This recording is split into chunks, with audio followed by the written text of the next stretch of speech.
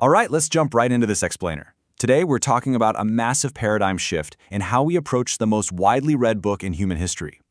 We're looking at this really fascinating idea from J. Marshall Jenkins that basically asks us to drop our usual habits of intense academic analysis and step into a space of, well, profound spiritual vulnerability.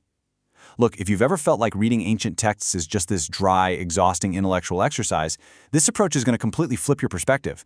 We are going to get into what it actually means to read for spiritual direction. So think about this for a second. How do you actually read a miracle? It's a pretty wild starting point, right? Just consider the sheer improbability of the Bible's ongoing success. I mean, we're talking about an ancient collection of scrolls pulled together thousands of years ago, packed with these credulity-straining accounts.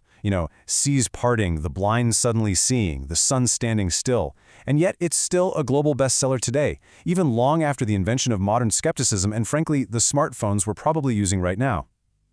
Jenkins asks us to really pause and consider why that is. And it turns out, the answer actually has way less to do with the ink on the page and everything to do with the posture of the person reading it. Think about how we usually tackle ancient texts today. We kind of treat them like a mining operation, right? And we're the miners, walking in with our pickaxes, swinging. We actively sift through the dirt, digging for moral codes and behavioral rules that we can extract and follow. Or maybe we're searching the text for prophetic clues, trying to somehow decode or forecast the end of the human story.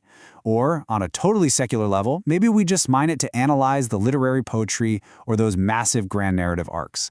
But notice what all of those methods have in common. The reader is 100% in control. We are actively extracting exactly what we want, which, let's be honest, can be an incredibly exhausting way to engage with anything. Now, if you've been in any modern intellectual circle, this need for control goes even further. We're actually trained to read using this concept called a hermeneutic of suspicion. Sounds intense, right? Basically, it's an academic approach where you deliberately uncover and question biases and ulterior motives hidden within a text. You're reading with this highly critical, almost clinical eye. And honestly, it makes total sense why we do this. It's essentially an ego protection mechanism. It lets us, the modern, rational individuals, stand safely above the text. We get to decide exactly what we think about it, without ever allowing it to actually threaten our worldview. And hey, that critical lens, it's not inherently bad. In fact, reading critically is absolutely vital because it prevents uncritical biases. We've all seen how taking ancient texts completely uncritically, without any historical context, can lead to some serious inward and social violence, like pulling verses out of context to justify harmful behavior. So yeah, we definitely need our intellect. But here is the major pivot. Relying solely on those intellectual habits, that becomes a massive barrier. If we treat the text purely as an object of academic study, we're basically building a brick wall. That wall might keep our rational ego totally safe from being challenged, but it leaves us spiritually starved. Our intellect is working overtime, but our soul remains entirely untouched. So, for someone who is actually seeking spiritual direction, the paradigm has to shift entirely. We have to move away from searching the scriptures, which, let's face it, is a lot like interrogating a suspect or cramming a textbook for hard facts, and instead embrace letting the scriptures search you. This is a completely passive, prayerful, and highly vulnerable style of reading. Instead of you shining a spotlight on the text and interrogating it, you sit quietly and let the text interrogate you. You aren't trying to master the words anymore, you are letting the words master you. It's just a complete and total reversal of power. To really capture what this vulnerable posture feels like, there's this beautiful old quote from the prophet Isaiah. It says, "The Lord God has given me the tongue of a teacher. Morning by morning he wakens my ear to listen as those who are taught." I just love that. It perfectly captures the essence of spiritual reading. It's about letting the words speak through the written words. It means allowing your spiritual ear to be awakened to actually listen, instead of having your critical mind constantly revved up, ready to debate and deconstruct every single sentence.